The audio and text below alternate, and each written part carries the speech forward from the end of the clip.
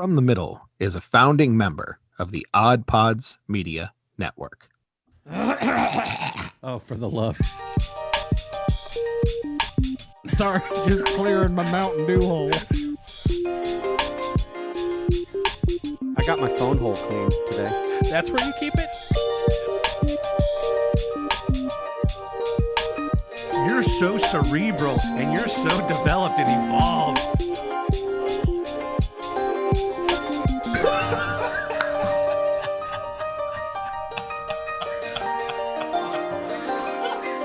From the Middle After Dark over here. Hello, everyone, and thank you for tuning in to episode number 82 of From the Middle. We are three middle-class guys living in the middle of America and the middle chapters of our lives with a point of view somewhere in the middle. This is a all things geek, dad, and culture podcast, and we just have a lot of fun talking about whatever we want to talk about. Isn't that right, fellas? That is right, fella. It sure is. Don't call me Shirley. Is that what you said? Did you say Shirley? Is that what you No, I didn't. Okay, well. Happy New Year! Almost. Almost. Did y'all have a good Christmas? Yeah. It was delightful. Oh, geez. Dylan's excited. Well, I just wanted the soundbite, but So, no, it was, yeah.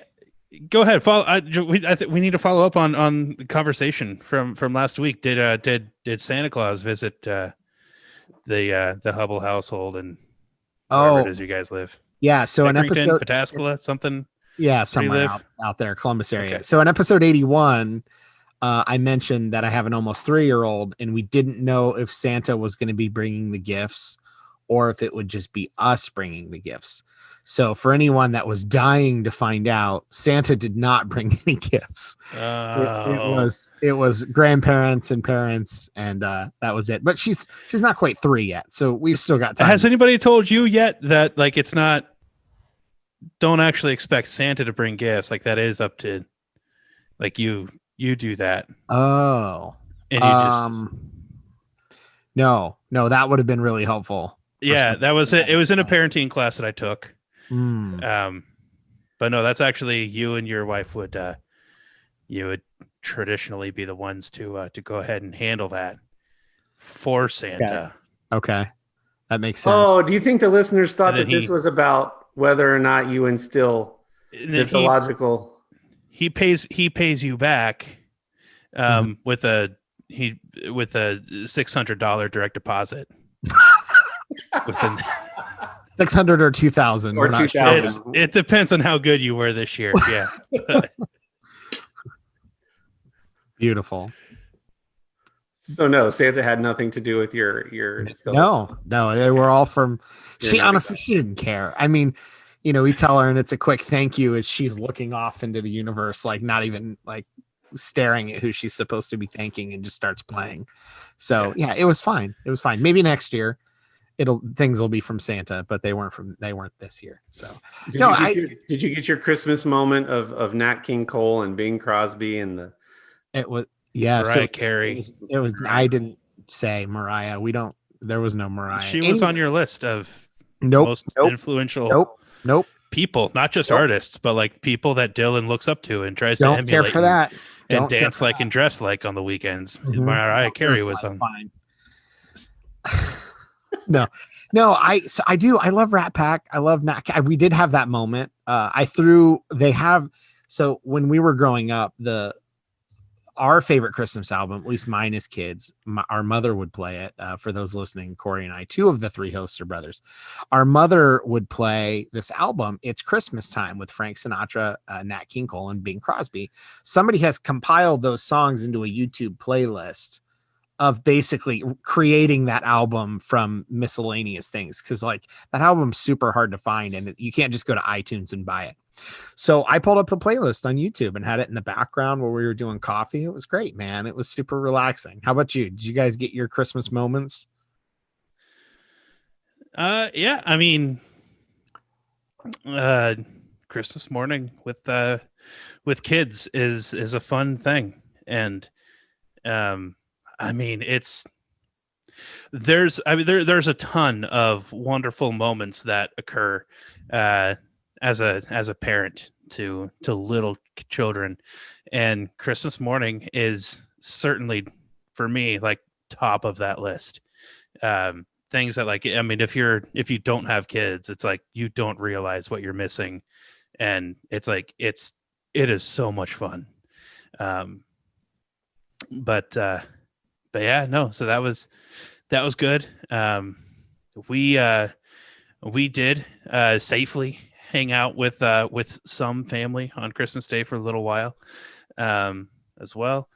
And yeah, it was a good day. My wife made me a giant butcher block. So I'd mentioned that she was making something with I've the been help of her father. what the wood project was. It was that. It was a big old butcher block. I mean, we're talking like it's like 6 inches tall. Whoa. It weighs probably 60 pounds. Sweet. How aggressively are you chopping your meat, sir? Don't ask. But no, it's so for me, the problem is like I'm tall, and like normal counter height for me for like working in a kitchen, because I love to cook. I'm in an awkward, partially bent over status. Like I can't stand up and work at a counter. And a 6-inch butcher block / workspace is something that I've been wanting for a long time, and my wife made it. That's so cool. It is really cool. Great job, Amy. Yeah, I have the best wife. I will double down on your kids' comment. It is so fun seeing them on Christmas Eve, and they're so excited they can hardly sleep. And the following morning, this year, my children decided to wake up at 4:30 Eastern time, but they knew they weren't allowed to come and wake us up until 6 at the earliest. And then we go downstairs and make final preparations. And then when they hear Christmas music, they're allowed to come downstairs. Ooh, so fun. They were sitting on the stairs waiting to come downstairs. We play the Christmas song by Nat King Cole. They come down, the fireplace is already roaring, and they start to open presents. It was a lot of fun. We got to give some technology gifts this year for each kid, which was pretty great. We've put that off as long as possible. Yeah. But yeah, it was a wonderful, wonderful day. And then, the rest of the day is putting toys together and getting to enjoy everybody's gifts. What was the best gift each of you received? For me, it was certainly the butcher block. Yeah. That was the best. Since I'm a man child, it's going to be Lego for sure. Right. Which set or sets did you get? Couple different one. I'm a big Star Wars and Marvel Lego set guy, just like This is not everyone might realize that 2 and 2 together.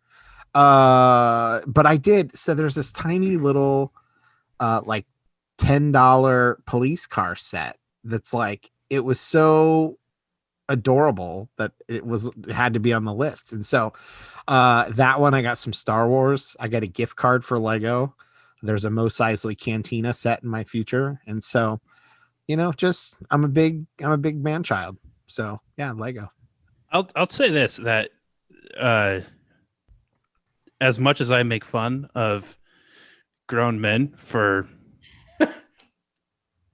doing child things, there was I'd mentioned this before, that Lego would be something that I could see myself potentially getting into, just because like the cathartic kind of brainless act of like reading direction, fiddling with your fingers,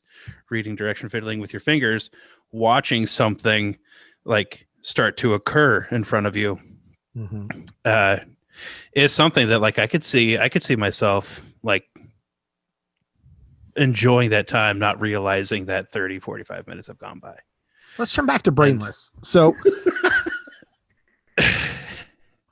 no, but you're right. It is. It's a very relaxing, cathartic, like type. Just put on some music in the background. Just do the thing. You see it come together. You make some mistakes. You fix it. Yeah. there's a lot of the sets have some kind of action to them. If you Mhm. pull a lever, if you do a thing, Yeah. so it's nice seeing the little, like, you're piecing this thing together going, the engineers are pretty smart, man. Like, they figured out this, that, and the other. So yes, it is Yeah. absolutely super So- expensive. So each of our kids received a Lego set, relatively advanced. I didn't look at the ages on the boxes, but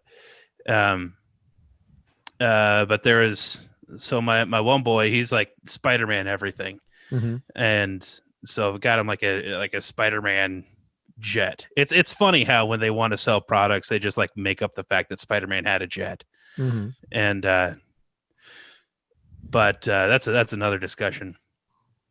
But I'm starting to put this thing together with him, and then like I ended up finishing it, but he wasn't in the room. Like he was there for like 3 minutes, right? And I finished it for him just because like I was into it. So I could see myself doing that. Good for you.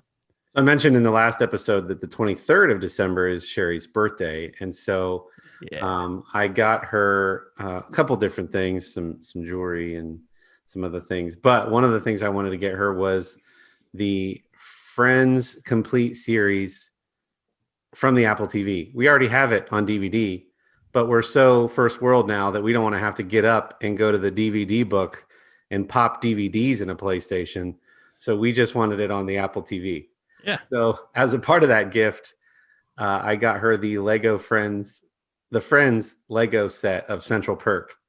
And I said that she had to put it together, that the kids couldn't help her, that this had to be her experience. She's never put together a Lego set in her life.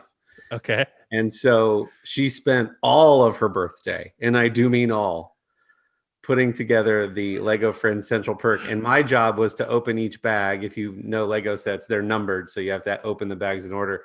And then sorting the pieces by color and knolling them on the table in front of her, so she could literally just choose the parts for each next step.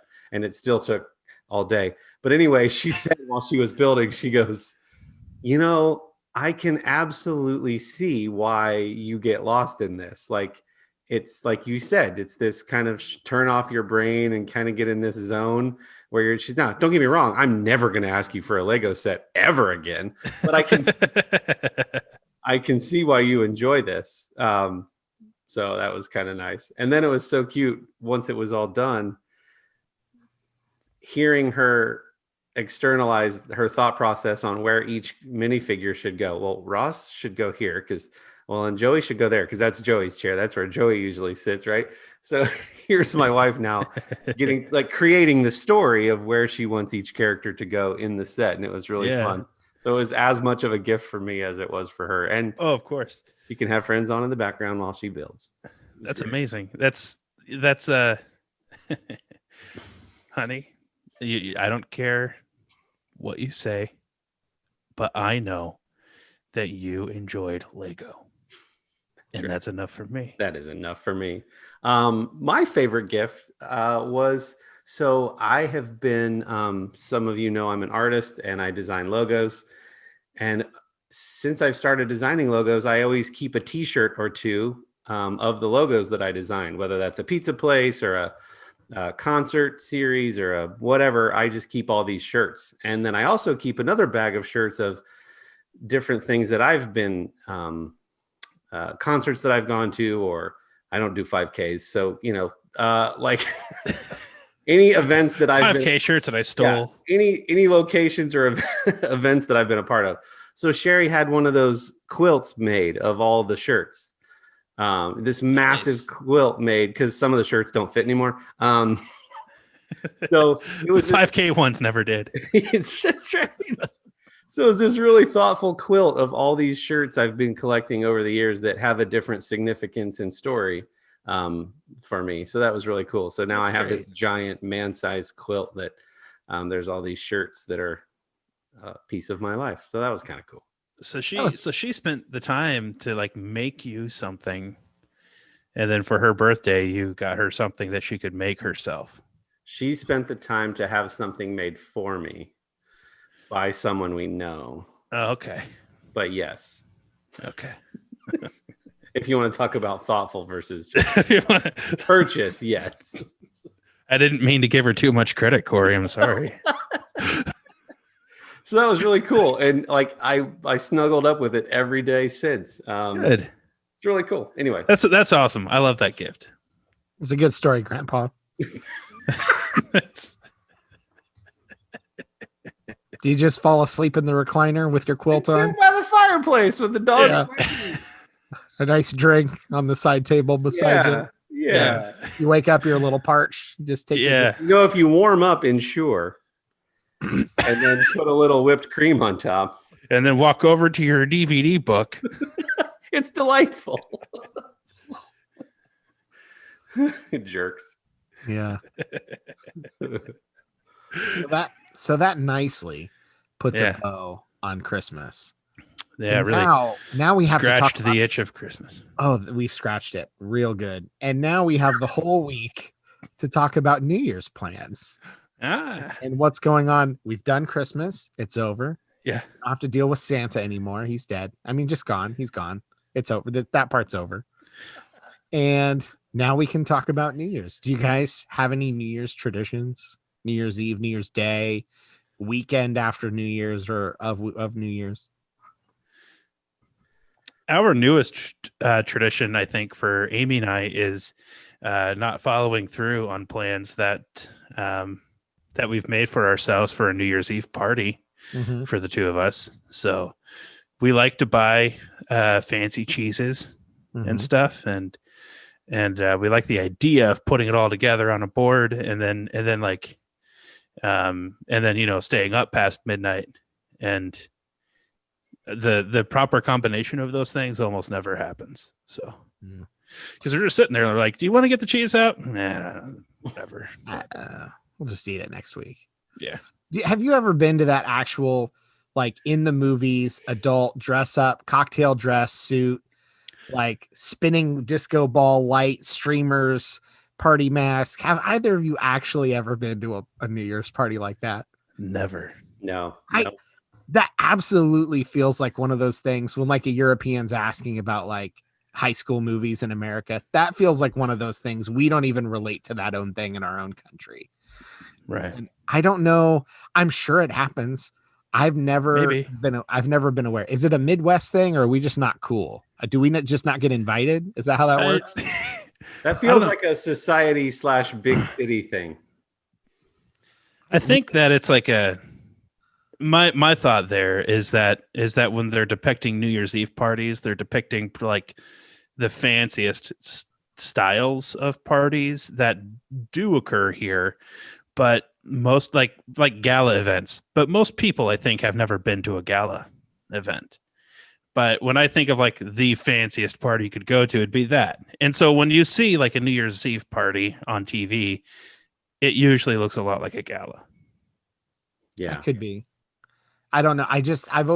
Everyone's seen that like play out in a movie or show before. I would And like the champagne flutes in the suits. That would be a cool thing to do sometime before I die. Even Since in- I'm 76. Yeah, even as a house party, we don't need a museum to host something like that. Even at somebody's house, and you just have like a dress up event with like, okay, all right. I just wanted to ask. Back to the question: New Year's plans. No, there's none. Usually we would have a couple friends that are couples, a couple friend. What do you call that when you're both friends with the couple? A couple.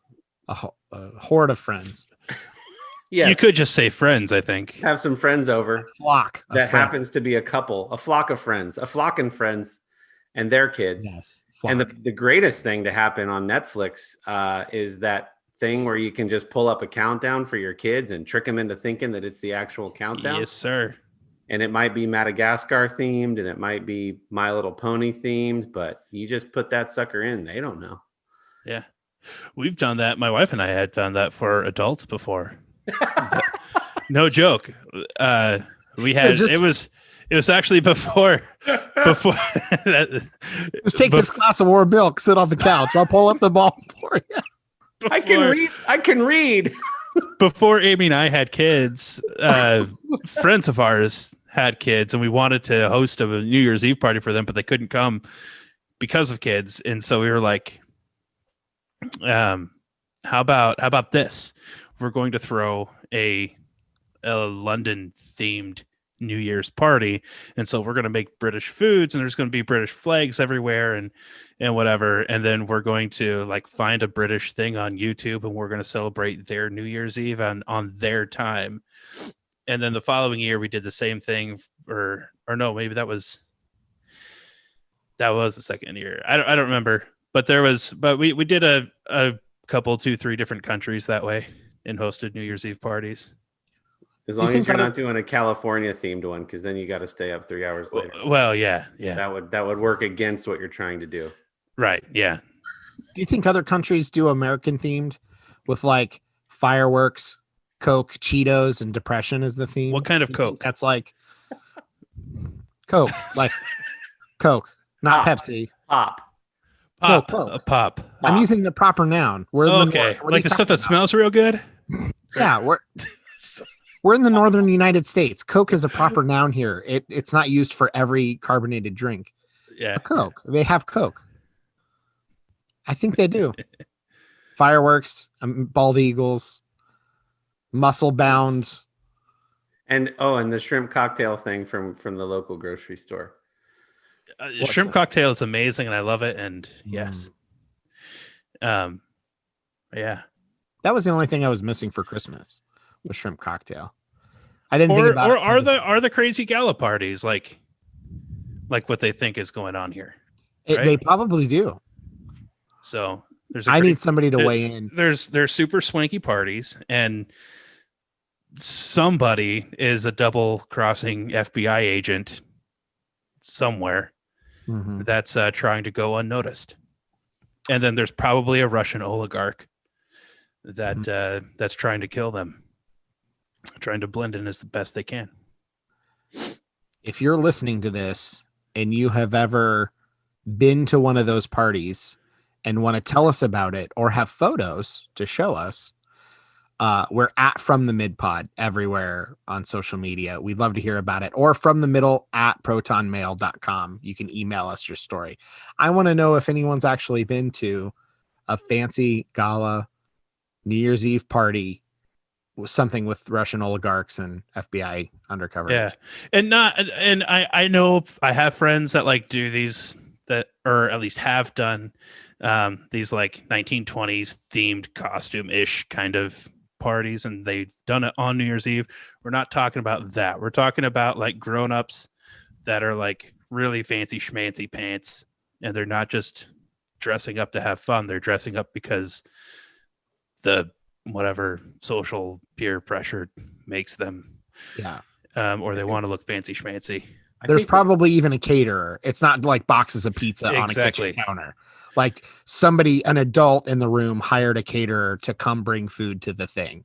Right. Yeah, My guess is 9 times out of 10, or maybe the better way to say it is the closest I'm ever going to get to that is with a company thing, like a corporate America thing. Like, I don't think I'm going to have spent so much at my local art gallery that I will be invited to one, is I guess what I'm saying. And I don't have any friends that are rich. So I've been to one gala before. It was not particularly all that fun, but it was very impressive. It was an experience. I want to hear on about that. it. And Go ahead. we're going to answer the question of should old acquaintance be forgotten right after this. Hi, I'm Shannon. I'm Jamie. We're Married with Television, marriedwithtv.com. We are a couple of Hollywood normies on the outskirts of the film and TV industry, and we talk about our favorite TV shows, music, and movies, and sometimes they talk back to us. Sometimes I do. Our podcast is Married with Television, one word, on Stitcher, Spotify, iTunes, and SoundCloud. Possibly Amazon soon. And we are a proud member of the Odd Pods Media Network. Married with TV. MarriedWithTV.com. So then I told him, I'm like, Mr. Dribble, I apologize. I was not thinking. I'll just call you Richard from now on. Oh. Normally I don't laugh at those, but that was a good one. Oh, anyway, that was good. And but from henceforth, he decided to forget me. So he's an old acquaintance. That's great. So your gala. Your gala. Shut up. Did you have Oh, to- I'm sorry. Did you have to wear? For Was that. it black tie? It was, well, I don't know if it was to the letter of the law black tie, but it was certainly, there were lots of people in tuxedos, and it was certainly coat and tie at the very least. I did wear a black bow tie. There was a silent auction involved, and it was a thing that, I was my wife's date to this thing, and she was going as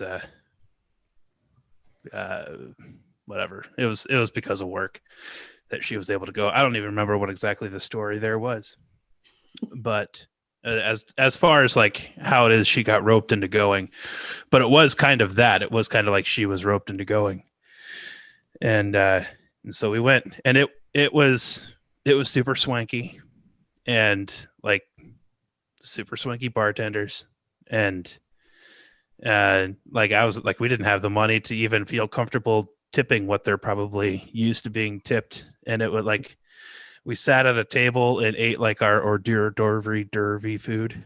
It's pronounced hors d'oeuvres. We did. Devours our no, I did not think about that before I started talking. I get into trouble. Even better. Tried to yes and that, and I apologize. I just found out, I think, that my father-in-law might be actually listening to this, and I apologize.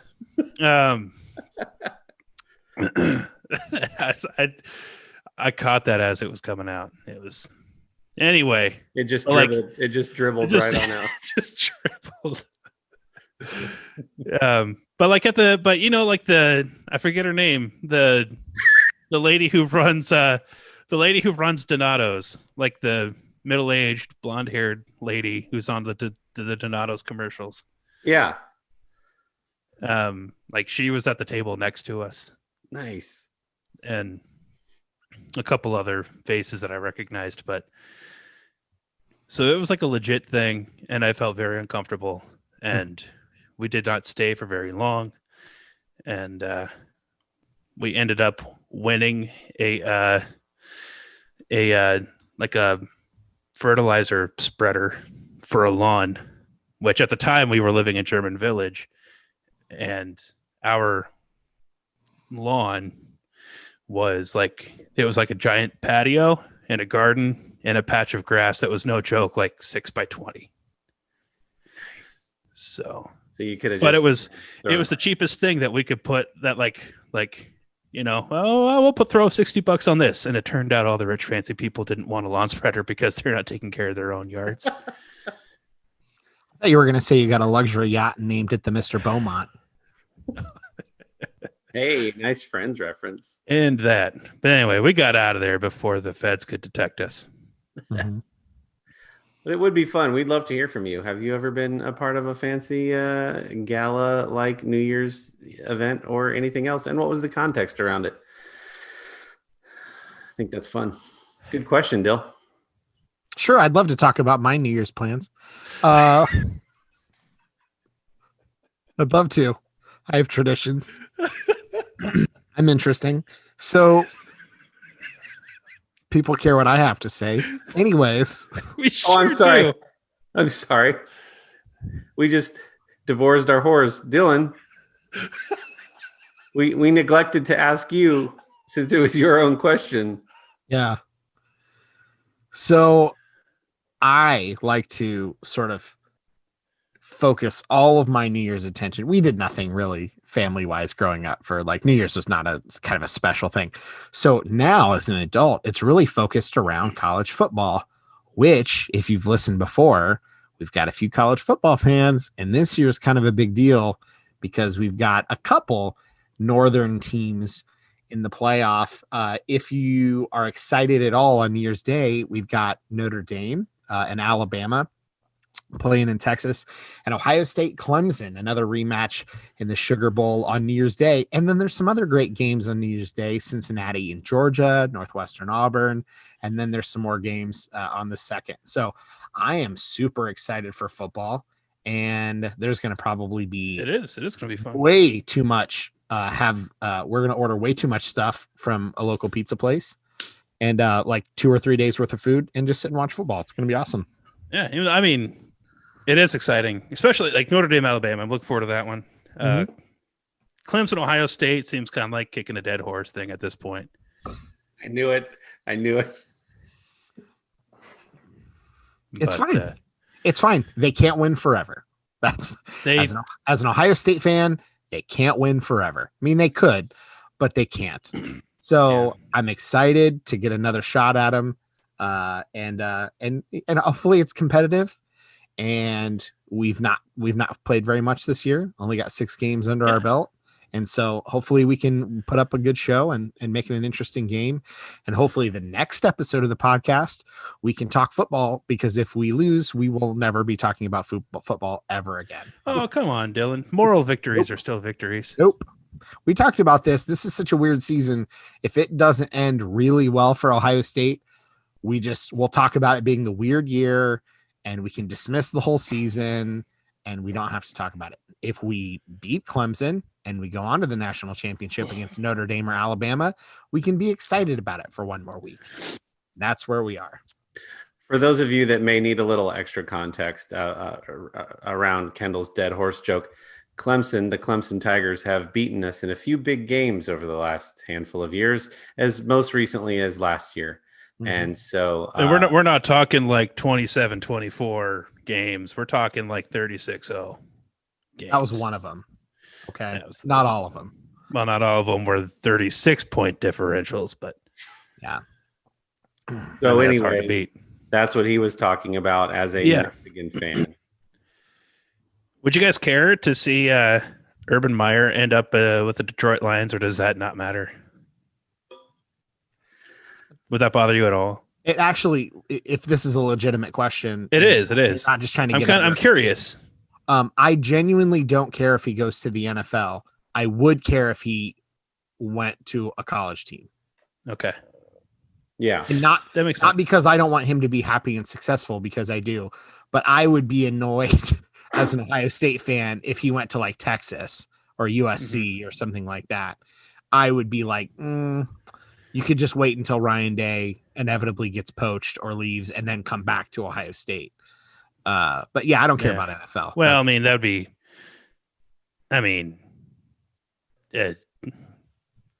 it's not going to, I feel like it's, denial's a thing. So I guess it could be it's up for debate.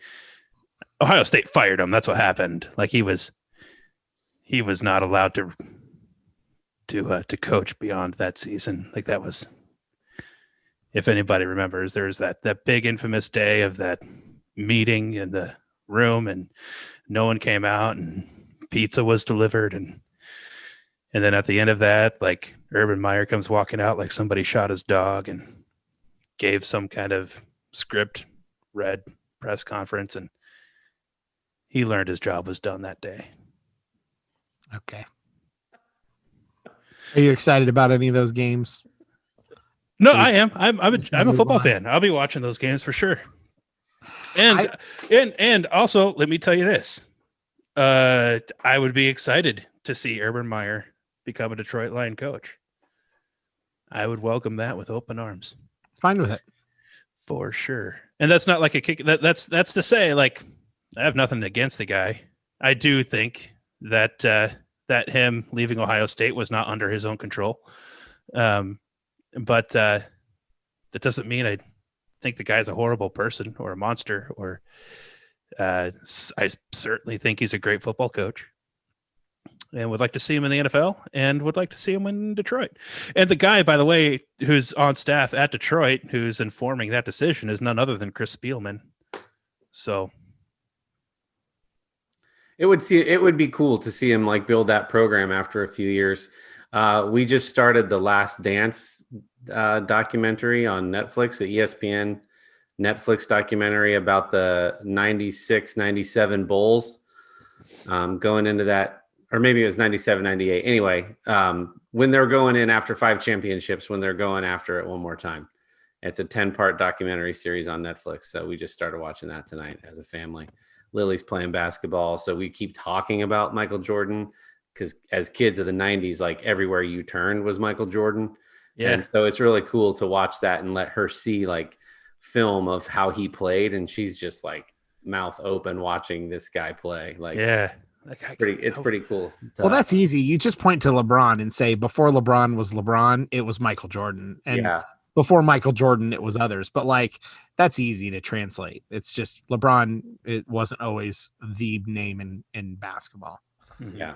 So anyway, I just thinking about like, not saying that Detroit Lions will ever be a dynasty, but if Urban were to go to a notoriously bad team or notoriously bad lately team, and even after a handful of years, like make it a legitimate program, would be a cool thing to watch. Mm-hmm. I agree. Speaking of cool things to watch,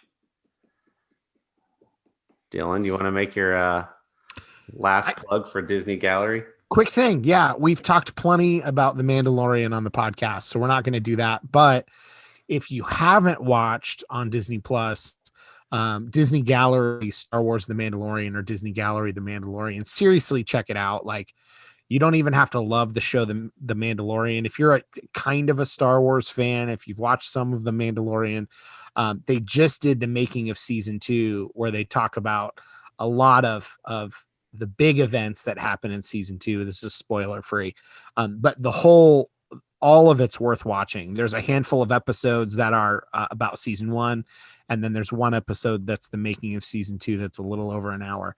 And as somebody who's a big fan of behind the scenes content, as an example, I don't know if I've talked about it on the podcast here, but I've long said, Corey can vouch for this, I think as an example, the Lord of the Rings extended features are probably about as good as the movies themselves. They're so thorough and thoughtful and interesting and detailed. Some movies have just sort of thrown together behind the scenes, and some movies it's incredibly well put together. And so I would say like the Mandalorian, the Disney Gallery Mandalorian stuff is up there with like Lord of the Rings behind the scenes quality of sort of entertainment and information. Super interesting. So if you haven't watched it, check it out. And I'd love to discuss it with anybody on social media that has anything about it that they've seen. And while you're recommending that, you guys have heard me talk about this ad nauseum on this podcast, but I have to give another shout out to my buddy from Columbus College of Art and Design, Brian Mattias, who is a senior concept designer at Lucasfilm. So his drawings and digital paintings inform the props department and costume departments. So he's not a costume designer. He draws the characters, draws what the characters could look like, and then literally Dave Filoni, Doug Chang, like these guys say yes, and then that becomes The Mandalorian, or that becomes Fennec, or that becomes what Boba Fett is going to look like in the show. And it's so cool to be watching that Disney Gallery series. And when they're talking about, we wanted this character to be, and then in the background, they're showing Brian's artwork. It's just so cool. So keep up the good work over there, Brian. Proud of you. And yes, Disney Gallery is awesome. I chose a profession around like art and design and sort of conceptual brainstorming type stuff because I fell in love with the making of featurettes that would come with Pixar films. Like to this day, I have a dream of going to visit and or one day working with Pixar because of the behind the scenes, because of the culture of places like that. And that same type of culture exists when you watch how they do things over at Lucasfilm, and that all of the thought process and intentionality that goes into these shows and films is a blast to watch and be a part of. So I just geek out about all that stuff.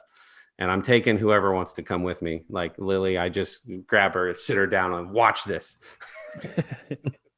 So anyway, yeah, could not agree more.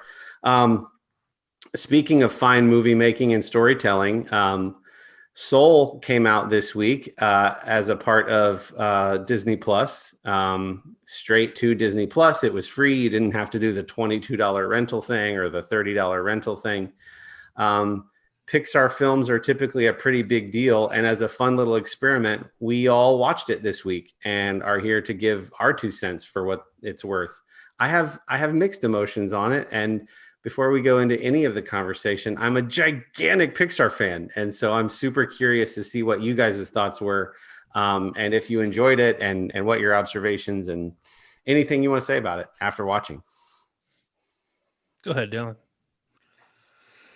Yeah, I mean, at no point did I plan on trying to sit my almost 3-year-old down in front of the movie. Just the vibe I got from the trailer, I knew it was going to probably be something more for my wife and I. So we watched it, and it was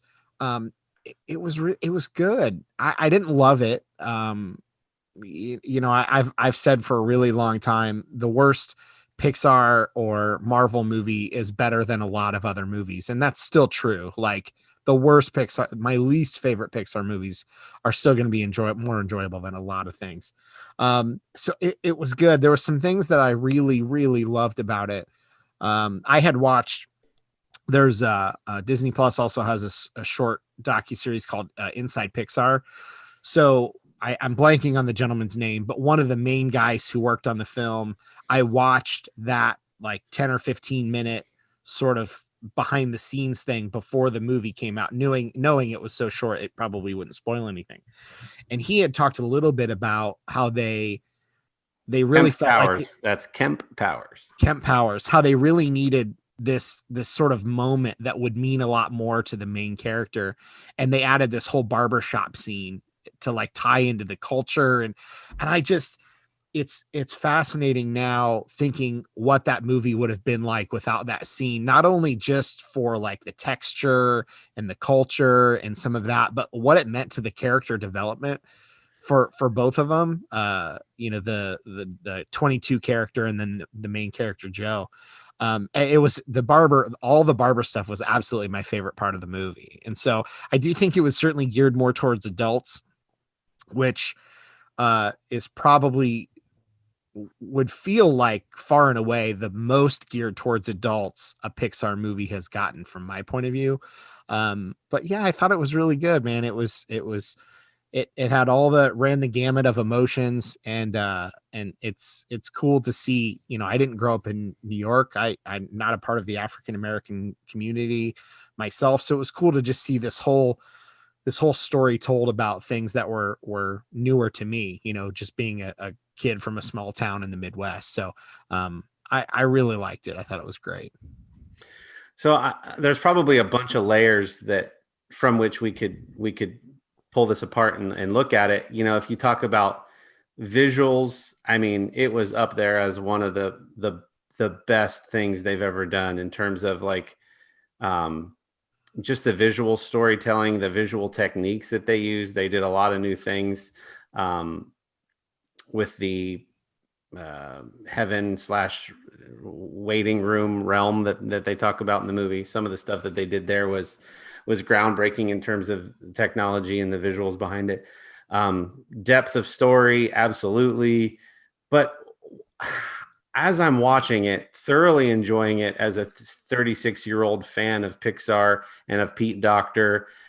He did Monsters, Inc. He did Up. He did, I'm blanking on the one about emotions, Inside Out, right? While my 6-year-old bailed like 15 minutes in, and my 10 and 13-year-olds said that it was bad and they would never want to watch it again. And so then I'm watching it, and like I fell asleep on the first viewing, went back and finished it later, and then just started reading online, and people are like, Pixar's crowning achievement, 9 point whatever stars, and like best. And so then I started asking myself, like, it seems like they're making some very intentional choices, or at least Pete Docter has been known to. I mean, with Inside Out, you're trying to tackle the basis of the wiring of the human brain and how early childhood experiences form your how you operate and move through life and the emotions inside your brain. And now we're dealing with the afterlife and like what that all means and your purpose in life. And so I'm thinking, are they making intentional choices here to be less kid movies? And are there Pixar loyalists that they're making movies for? Is it just about good storytelling, and whether or not kids enjoy it is just bonus? But if you contrast this with Toy Story or some of the earlier film Incredibles, while those things certainly do deal with occasionally bigger ideas, on the surface, it's still a movie about toys that come to life. On the surface, it's still a story about monsters scaring little kids. On the surface, it's still a story about a family of superheroes. This one, like from the jump, is about like your purpose. And yes, there's layers of jazz and there's layers of that, but I'm really interested in you guys' thoughts. Like, is it an either or conversation? Is it about appealing to kids or telling good stories? Is there a way to do both? Does it feel like they're leaning more in one direction, or am I putting way too much thought into all of it? I think I think you're putting no, I mean, I don't think that you're putting too much thought into it. I mean, the people who are behind, like the very driving of these movies, getting off the ground in the first place, are making those kinds of market decisions, right? Yeah. And so, they're having conversations that are much deeper, probably, than even the questions that you're asking now. Yeah. So it makes me wonder if there's an age group that they're following, right? So if there's a generation that they were after in Toy Story, and that same group of people are the people that they're after now, Yeah. and so they're following that generation as they grow up, and so now they're writing movies for still that same crowd of people. I would think that Pixar is so broad, and Disney is certainly so massive and all encompassing that they certainly wouldn't have to do that. That they can capture every generation of young people if they wanted to. But maybe Pixar in particular is, I have no idea. I mean, I think for, again, going back to like thinking about myself versus my 6-year-old or myself versus my 10-year-old, I'm sitting here getting emotional as it talks about purpose in life, and your purpose doesn't define your life, but it certainly adds spark to your life, right? And like all these themes of like what makes you who you are, and the moments where the lead character is walking through a room that are the key moments of his life was a beautiful picture.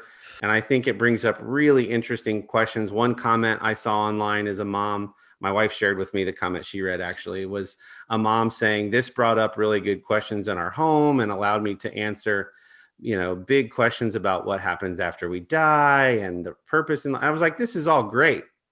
But again, I go back to my 6-year-old was done after 15 minutes. And my 13-year-old said, we never want to watch this again.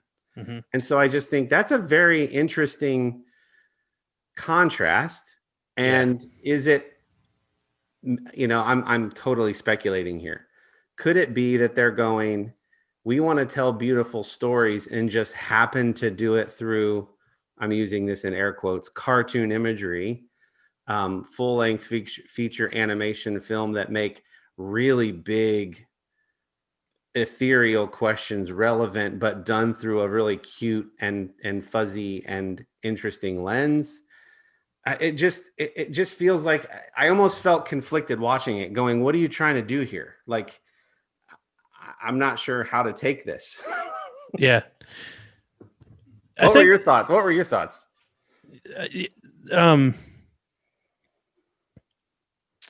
Man, I just lost my track.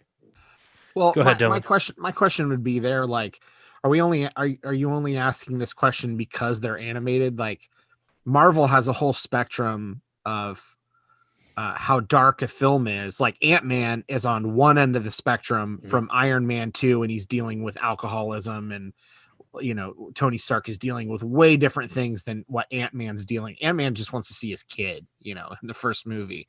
And so there's a spectrum within the Marvel universe, and they're all done by the same studios and overseen by the same people. And so are we only asking the question because they're animated and they started out with kids films? I also think, they're releasing at least one movie a year, right? With short films. So they not only have to approve ideas for short films, they're approving ideas for feature films. And I think they're looking at different cultures and parts of the world to try to pull inspiration from. I think they're looking at like what are central themes of life, and they're pulling different stories there, and they're kind of merging things together as they encounter different cultures and see different things throughout the world. And so I don't think it almost feels like the question is it not on brand for them to do something like this?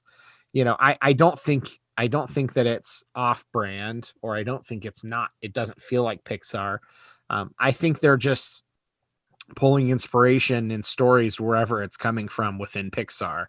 And if sometimes that's heavier, fine. And then there's going to be Cars 3 or Cars 4 or whatever. And that's going to be like, hey, we just had an idea for how he could race a new nemesis. And, it's going to be what it is. I think you brought up a good point, and that is the brand one. For the most part, people go to a Pixar movie expecting a certain thing. And if you look at Pete Docter's last 4 films, it almost reads like each one increases the level of big topics he's handling. He went from Monsters, Inc. to Up, and the opening vignette in Up is one of the most beautiful pieces of storytelling I've ever seen, animated film or not. Like talking about loss and love and grieving. I mean, that's beautiful. Then it goes from Up to Inside Out, again, dealing with human emotions and your memories. And that's a big thing, a cerebral thing to tackle. And then to Soul, which is, I think, a step higher than that. It's just interesting to me that even if you just look at it, the layer of a middle school jazz musician who wanted to pursue his dream of performing at a higher level in jazz isn't something that's going to relate to the average 8, 9, 10, 14-year-old. Right. So even that was a choice, right? Like even that was a choice to be a little more toward an older audience. All of which I loved. I just think it's an interesting thing that they're doing. And it's like Kendall said, it's obviously very intentional. I mean, they clearly know how to tell stories, and they're clearly after a certain demographic. I just think it's an interesting choice. Not saying it wasn't wonderful, not saying I didn't love it as a 36-year-old guy. Just see him leaning in one direction. I think to Dylan's point is along the lines of like they're simultaneously after different demographics. And so they make Soul realizing that 9-year-olds aren't going to like it, but that's okay because they still have that market too. Yeah. With other films. So yeah, I mean, I would say certainly that it's obvious that Soul was not made for kids. And for me, that if we're talking about like the direction that things are going, maybe that question is bigger than even Pixar. Maybe that question is just animated anything is getting more and more grown up. It has been for a while. Adult Swim is an old concept, right? But it wasn't really mainstream. Yeah. But now we're seeing Pixar making animation for adults, and so I think there is a movement there, and I think that companies are more and more making animated things for adults. Yeah. So there is still a conversation to be had there. It's just not something that I think is specific to Pixar. I think we spend a lot of time too in any kids movie. I feel like I've had this discussion a million times in my life. You talk about a kids movie and as adults are talking about it, you go, but there's still plenty of jokes in there for the adults, right? So there's movies that are, you can be an adult and still enjoy Space Jam because of some of the stuff that's meant to go over the kids' heads and some of the stuff that's meant to be for the kids.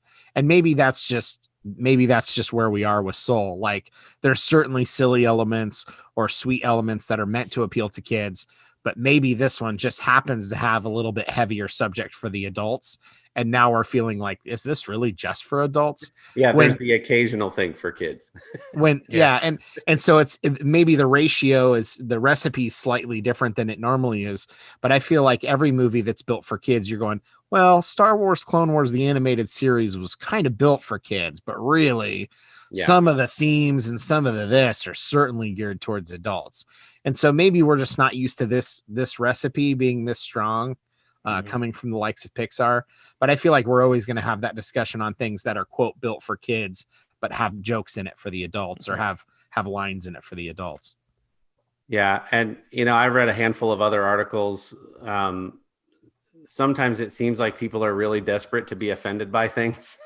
So it seemed like there were a handful of articles that were it felt like they were reaching, and I have to just misquote one, but it basically said something along the lines of course, a middle-aged black man is having to give his life so that a middle-aged white woman can live, in the character of 22. And I was like, wait a minute, they hadn't even established her. She was a soul. She hadn't gone to Earthy. She could have been anything. Right. But there was a joke about, I only use this middle-aged white woman voice to annoy people. And that she could sound like anyone. I'm like, really? That's what we're talking about here? Am I just missing something? Am I just missing? Yeah. Well, there are going to be people too, right? Like there's going to be people in the evangelical community who are like, that's not what heaven's like at all. Yeah. And it's the same kind of argument. It's like, well, we know, like that's ridiculous. That's not what we're saying. We know this movie is not trying to tell you what heaven's like. It's not even trying to tell you what a soul is. It's just making a fictional story. Like that's. Legolas couldn't really slide down stone stairs and shoot 20 arrows. Well, we also don't live with elves and dwarves. All right. So let's be a little more lax on what we're calling realistic. I personally love the snippet of Black culture. Like Dylan's thing about earlier about how like the barbershop is the hub of life in the Black community. Like whether you're a doctor or a lawyer or an actor or a trash guy, you're all equals in a Black barbershop. And like how that character needed that experience for his character. That was beautiful. And seeing accurately rendered African-American hair and all the different styles, and then the jazz. I love how it depicted what it feels like to get in the zone. That was really cool, where you just kind of lose yourself. And if you have anything, a hobby or playing music, or for me, it's drawing, where you're completely lost in that thing you're doing. And it's like you have tunnel vision on you and the thing you're producing or creating. Like that was beautifully depicted. So there's all these beautiful things, and it was wonderful. I loved a lot of it. The music was amazing. I think it was Astoria is the neighborhood in New York that a lot of the film takes place in. Beautiful, like the sounds, and it felt like you could smell the street food, and it was beautifully done. I loved it. Just an interesting choice to sort of lean more heavily into these really big human concepts and sort of leave kids by the wayside, perhaps.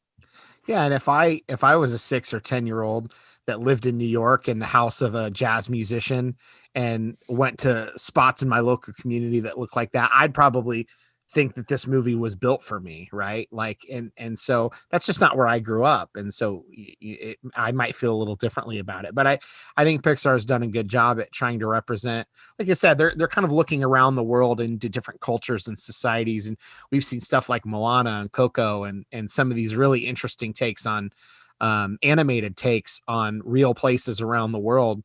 And I love, as somebody who loves history and culture in different parts of the world, I think it's fascinating. And I think they do a really fun job at trying to bring those places to life, so that when those people from those places around the world see it, they see themselves in that film, and they can enjoy it all the more. So but yeah, it's the big question really is just, how adult themed are the themes this time? Yeah, you almost have to table the inclusive nature. And I'm talking about a separate thing, which is kids versus adult movies. I love the inclusive side, but I would love to hear more about this. Like, if you know anything about how movies are made over there at Pixar, and we've referenced the book Creativity Inc. by Ed Catmull, who was president over there for a long time. The culture over there very much is that the entire team makes the movie, and it might start as one thing and become a completely different thing. So I wonder if in its evolution, it sort of took on a life of its own and lent itself to where it ended up. I mean, obviously it had to, right? But maybe it started out as something even different. And in the little snippet Dylan was referencing earlier about Inside Pixar, Kemp Powers said he's still writing as the thing's in production, right? So this very much is almost sort of becomes this machine of input, and they watch it every day of the additions they made, and they all vote on it and critique. And so, yeah, it's super interesting choice, but it's got a 96 on Rotten Tomatoes right now.